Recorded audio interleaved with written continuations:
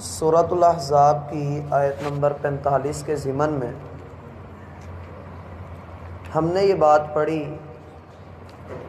کہ اللہ کا رسول، اللہ کا بھیجا ہوا پیغمبر، اس کو دنیا کے اندر کسی بھی آدمی کی، کسی بھی شخص کی گواہی کی ضرورت نہیں ہوتی۔ وہ خود ایک گواہی ہوتا ہے جو اللہ رب العالمین نے انسانوں کے ساتھ کیے ہوئے وعدے کے مطابق کہ ہدایت کا سامان تمہارے پاس آتا رہے گا، تم اس کا اتباع کرنا تو تم نہ گمراہ بنو گے، نہ تمہارے دلوں کے اندر سختیاں آئیں گی۔ اس لحاظ سے رسول بذات خود ایک گواہی ہوتا ہے جو آ کر ہر انسان کو اس بات کی تعلیم دے دیتا ہے کہ دیکھو اے بنی آدم، اللہ رب العالمین نے تمہارے اوپر وہ کتاب نازل فرمائی ہے جس کا اس نے تم سے وعدہ کیا تھا، لہٰذا اب اس کتاب کو اپنی راہ نجات سمجھو، اس کے مطابق اپنی زندگیوں کو ڈھالو، پھر جا کر تمہاری کامیابی کی کوئی نہ کوئی امید نظر آ سکے۔ اور اگر تم نے ایسا نہ کیا، مجھے جھوٹا سمجھا، اللہ کے بھیجے ہوئے پیغمبر کو جھوٹا کہا اور اس کی تعلیمات کی تکذیب کی، تو یاد رکھنا تم نہ مجھے جھٹلا رہے ہو، نہ ان تعلیمات کو جھٹلا رہے ہو، بلکہ تم چڑھتے سورج کا انکار کر کے اللہ کی تکذیب کر رہے ہو۔ اور جو اللہ کو جھٹلا دیتا ہے، جو اللہ کی تکذیب کرتا ہے، اس سے بڑھ کر ظالم کوئی نہیں ہوتا۔ اس لیے اللہ رب العالمین یہ بات واضح طور پہ فرما رہے ہیں، اِنَّا أَرْسَلْنَاكَ شَاهِدًا، آپ کو گواہی کی ضرورت نہیں، آپ کے حق میں ہم بول رہے ہیں کہ آپ کو ہم نے مبعوث کیا ہے، ہم نے آپ کو شہید بنا کر بھیجا ہے، ہم نے آپ کو گواہ بنا کر بھیجا ہے۔ آپ کی عملی گواہی، آپ کی قولی گواہی اور آپ کی اخروی گواہی، ہر لحاظ سے آپ شاہد ہیں۔ اور پھر جو اگلی صفت اللہ کے رسول صلی اللہ علیہ وسلم کے ذکر کی گئی ہے وہ ہے وَمُبَشِّرًا وَنَذِيرًا۔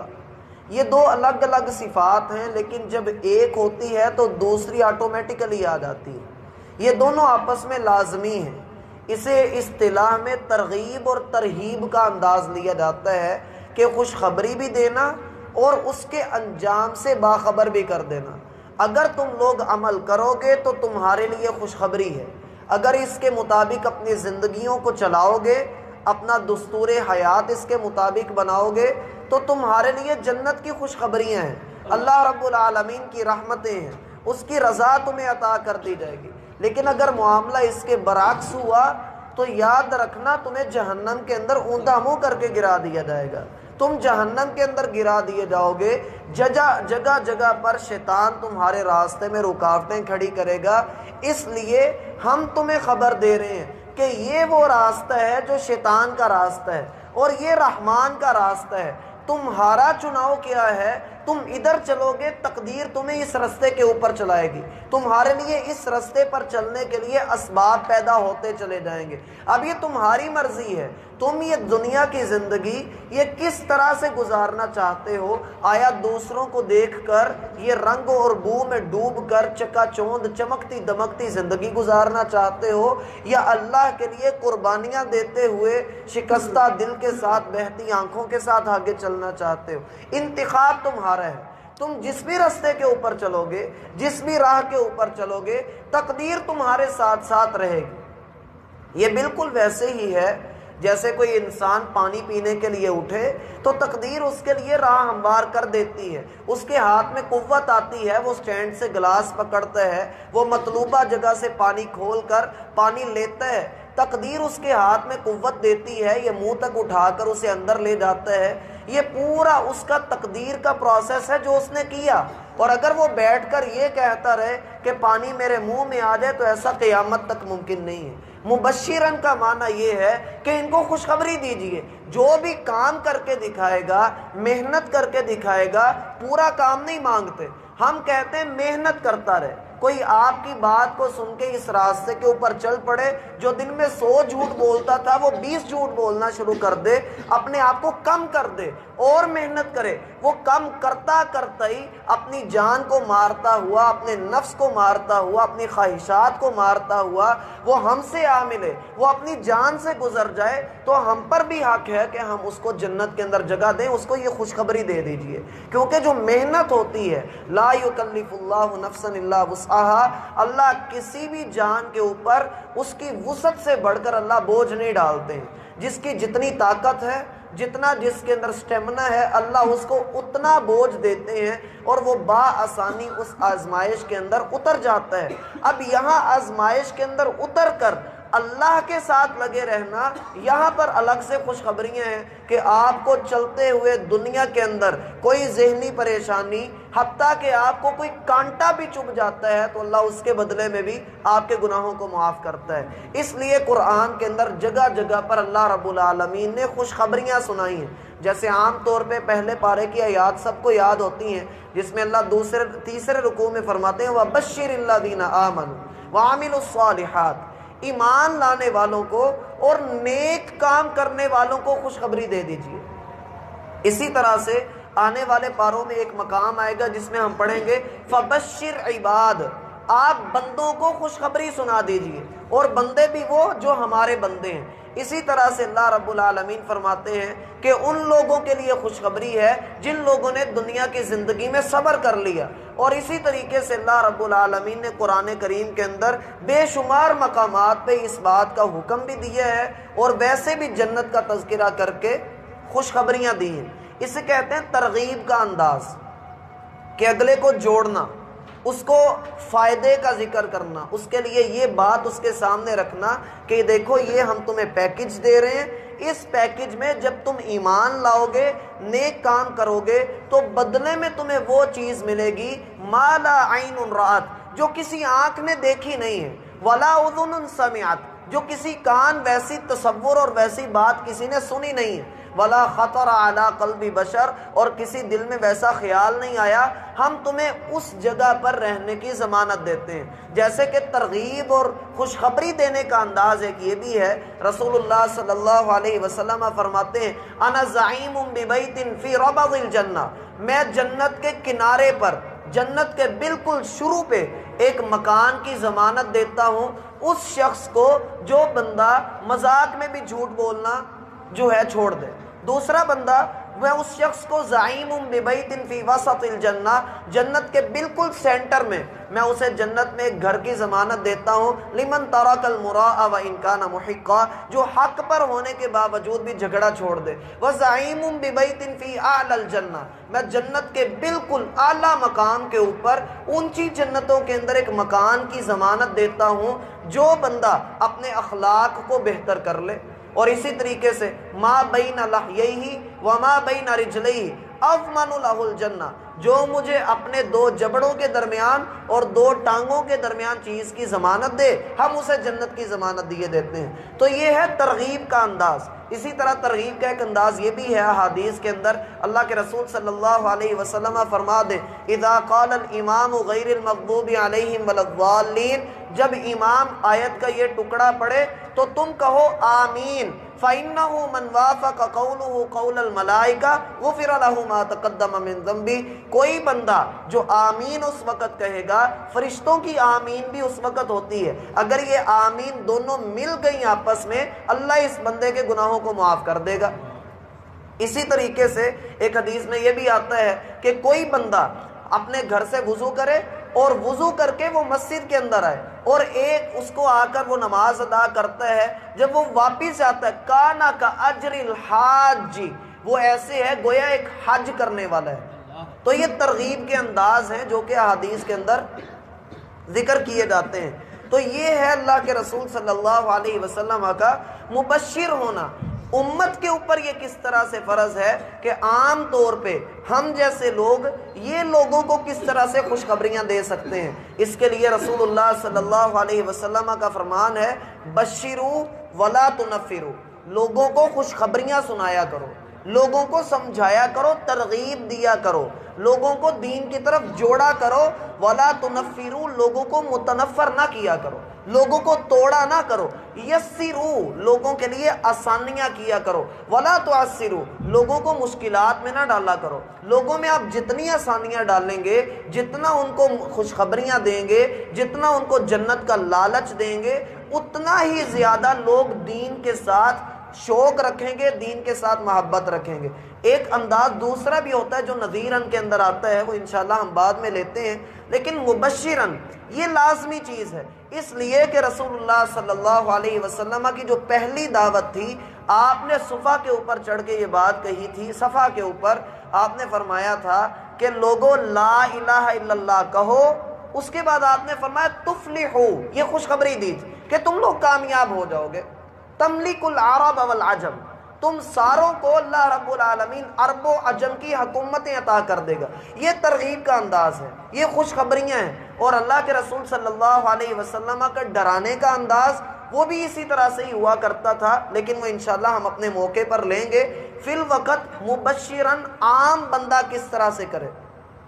عام بندہ خوشخبری کس طرح سے دے، احادیث کو لیجئے، قرآن کریم کی آیات کو لیجئے، پورے قرآن کے اندر جہاں جہاں جنت کا ذکر موجود ہے وہاں جہنم کا ذکر بھی موجود ہے۔ اور میں اکثر یہ بات کہا کرتا ہوں کہ جنت کا ذکر اگر پہلے آئے تو اس کا مقصد یہ ہوتا ہے ایمان والو تمہارے لیے اللہ نے جنت تیار کر کے رکھی ہے، اور جو لوگ نہیں مانتے ان کے لیے اللہ نے جہنم تیار کر کے رکھی ہے۔ اور دوسرا معنی اس کا یہ ہوتا ہے کہ ایمان والو تم ایمان لاؤ گے، پکا ایمان رکھو گے تو تمہیں جنت ملے گی، نہیں رکھو گے تو بعد میں جہنم کا ذکر آ رہا ہے اس کے اندر گرائے جاؤ گے۔ اور اسی طرح سے اگر جہنم کا ذکر پہلے آئے اور جنت کا ذکر بعد میں آ جائے تو اس کا معنی یہ ہوتا ہے کہ اگر کسی نے نہ مانا تو جہنم کے اندر گرایا جائے گا، یا دوسرا معنی اس کا یہ ہوتا ہے کہ دیکھ لو فلاں لوگ اس طرح سے جہنم کے اندر گرے ہوئے ہیں، تم ایمان والے ہو، اللہ کا شکر ادا کرو کہ اللہ نے جہنم سے بچا کے تمہیں جنت کی راستے کے اوپر چلا دیا ہے۔ اس لیے مبشرن یہ پورے قرآن کے اندر ہی آپ کو نظر آتا چلا جائے گا۔ بسا اوقات ایسا بھی ہوتا ہے کہ انسان جب ان دونوں لفظوں کی، ان دونوں اسموں کی خصوصیات کی، صفات کی، ان کی جو ہے وہ اچھی طرح سے ان کو سمجھ لیتا ہے تو وہ ہر پوائنٹ کو سمجھ لیتا ہے۔ مثلا اگر اس نے کہیں پر جہنم کا ذکر بھی پڑھا ہے تو وہ کہتا ہے یہ خوشخبری ہے، جیسے کہ جنتی جب جنت کے اندر چلے جائیں گے اور جہنمیوں کو دیکھیں گے تو کہیں گے الحمدللہ اللہ دی ہدانا لہذا، اللہ تیرا شکر ہے، تیرے لیے تعریف ہے، تو نے ہمیں اس سے بچنے کی ہدایت دی تھی، تو نے اس سے بچنے کا ہمیں گر سکھا دیا تھا۔ وما كنا لنهتدي لولا ان هدانا اللہ، ہم کس طرح سے ہدایت والے بن سکتے تھے، ہمیں تو اللہ نے ہدایت عطا کی تو ہم ہدایت کے راستے کے اوپر چلے۔ تو مبشرن میں ایک بات میرا بھائی یہ بھی ذہن میں رکھیں کہ لوگوں کو خوشخبریاں دینا، عام طور پہ دیکھا جاتا ہے کہ لوگ اگر گناہ کے اندر ڈوبے ہوئے ہیں تو لوگ ان کو حدیث سناتے ہیں کہ بھائی تم جس گناہ کے اندر ڈوبے ہوئے ہو اس کا یہ اور یہ وبال ہے۔ اچھی بات ہے، حدیث سنائیے، لیکن ہمارا اصل مقصد یہ ہے نفرت گناہ سے ہوتی ہے، گنہگار سے نفرت نہیں ہوتی، بدی سے نفرت ہوتی ہے، بدکار سے نفرت نہیں ہوتی ہے۔ بالکل اسی طرح اللہ کے رسول صلی اللہ علیہ وسلم کا جو طریقہ کار تھا آپ اس کو لیجئے۔ مثال کے طور پہ ایک بہت مشہور حدیث ہے صحیح بخاری اور صحیح مسلم کی کہ وہ بندہ مسجد کے اندر داخل ہوا اور مسجد میں سب کے سامنے کھڑے ہو کر اس نے اپنا تہبند کھولا اور پیشاب کرنا شروع کر دیا۔ صحابہ کرام اس کی طرف بڑھے، اللہ کے رسول صلی اللہ علیہ وسلم نے ان کو آواز دی اور وہ وہیں پر رک گئے۔ صحابہ کرام کو کہا لا تزریمو، اس کو کچھ نہیں کہنا۔ یہ آپ کی تربیت تھی کہ صحابہ بھی رک گئے، وگرنہ ہمارے ہاں جو جذباتی قسم کے لوگ ہوتے ہیں وہ نہیں رکتے ہیں۔ صحابہ کرام نے اللہ کے رسول کی بات سنی اور ادھر ہی رک گئے۔ اب یہاں پر ایک بہت اعلیٰ نقطہ ہے جو سمجھنے کا ہے، اگر اللہ کے رسول صحابہ کو نہ روکتے، وہ بندہ بڑھتے، یہ لوگ اس کی طرف بڑھتے، وہ بندہ آگے لگ کے بھاگ جاتا۔ جب وہ بھاگتا تو جہاں کھڑا ہو کے پیشاب کر رہا تھا وہاں تو گندگی ہو ہی گئی تھی، آگے پوری مسجد بھی خراب ہو جانی تھی۔ اللہ کے رسول صلی اللہ علیہ وسلم کا یہ کہنا کہ رک جاؤ، اس نے سارے مسئلے ہی حل کر دیے کہ چلو جو ہونا تھا ہو گیا، اب اس بندے کو سکون سے کرنے دو جو بھی کرتا ہے۔ دوسرا جو سبق اس سے حاصل ہوا، اللہ کے رسول صلی اللہ علیہ وسلم نے پیشاب کرتے بندے کو روکا نہیں، اگر روک دیتے تو ممکن تھا اس کی موت واقع ہو جاتی۔ اور مسئلہ زیادہ بن جاتا اور لوگ جو ہے وہ پہلے ہی اعتراض کر رہے تھے، آپ کے اوپر اور اعتراض آ جاتا۔ جب اس نے وہ معاملہ اپنا کر لیا، حدیث میں آتا ہے اللہ کے رسول صلی اللہ علیہ وسلم نے اپنے ہاتھوں سے ایک ڈول منگوایا اور اس جگہ کو خود آپ نے دھو دیا۔ پھر آپ نے اس بندے کو اپنے پاس بلایا اور اسے کہا ان المساجد لن تبنى لہذا، بندے یہ چیزیں، یہ مسجدیں یہ اس کام کے لیے نہیں بنائی گئی۔ جب اس نے اتنی بات سنی، کہتا رکو میں 1 منٹ آیا، واپس گیا اور اپنی پوری قوم کو لے کر آیا اور کہا اسلام قبول کرو، ان سے بہتر مذہب ہی کوئی نہیں۔ یہ ہے بشیرو، لوگوں کو خوشخبریاں دینا۔ آپ گنہگار کو دیکھتے ہیں گناہ کرتے ہوئے، آپ اس کو اس پوائنٹ سے پکڑیے جہاں وہ ہل نہ سکے۔ جیسے رسول اللہ صلی اللہ علیہ وسلم نے اس لڑکے کو پکڑا جو آ کر کہنے لگا کہ مجھے زنا کی اجازت دیجیے۔ آپ علیہ الصلوۃ والسلام نے اس کو کوئی دوسری باتیں نہیں بتائیں کہ زنا کا یہ وبال ہے، یہ ہے، یہ ہے، یہ ہے، وہ ہے، نہ، آپ علیہ الصلوۃ والسلام نے اسے کہا اچھا یہ بتاؤ کہ کیا آپ اپنی ماں کے لیے یہ پسند کرو گے؟ نہیں ہے اللہ کے رسول۔ کہا پھر جس کے ساتھ کرو گے وہ کسی کی ماں بھی تو ہو سکتی ہے۔ اچھا تم اپنی بہن کے لیے یہ پسند کرو گے؟ نہیں ہے اللہ کے رسول۔ تو پھر وہ بھی کسی کی بہن ہوگی۔ یوں آپ نے 4-5 اس کو رشتے گنوائے ہیں۔ وہ کہنے لگا اللہ کی قسم میں یہ کام نہیں کروں گا۔ سیدنا عمر کہتے ہیں میں نے بعد میں اس شخص کو دیکھا، اس سے بڑھ کر متقی کوئی مجھے نظر ہی نہیں آتا تھی۔ تو بتانے کا اصل مقصد یہ ہے کہ لوگوں کے ساتھ لوگوں کے مزاج اور رویے کے مطابق بندے کو چلنا چاہیے۔ جس طرح کا بندہ آگے غلطی کر رہا ہے اس طریقے کا آپ بن جائیں اور پھر اس طریقے سے اس کو سمجھائیے، کیونکہ اللہ رب العالمین کا فرمان ہے ادعو الی سبیل ربک بالحکمہ، اپنے رب کے راستے کی طرف لے کر آئیے حکمت کے ساتھ۔ اور حکمت جو ہے بڑی عام ہے، بہت عام ہے، بڑا عام واقعہ ہے کہ حسین رضی اللہ عنہما وضو کر رہے تھے اور بابا جی بھی وضو کر رہے تھے اور بابا جی کا غلط تھا، اور انہوں نے کس طرح سے ان کو سمجھایا کہ میرا دیکھیں وضو میں صحیح کرتا ہوں تو اس کی غلطی کی اصلاح بھی ہوگی۔ اسی طرح سے عمر رضی اللہ عنہ کے پاس کچھ لوگ بیٹھے ہوئے تھے تو کسی کی ہوا خارج ہوئی، اب سارے باوضو تھے تو عمر رضی اللہ عنہ کہنے لگے آؤ یار سارے وضو کر کے آتے ہیں،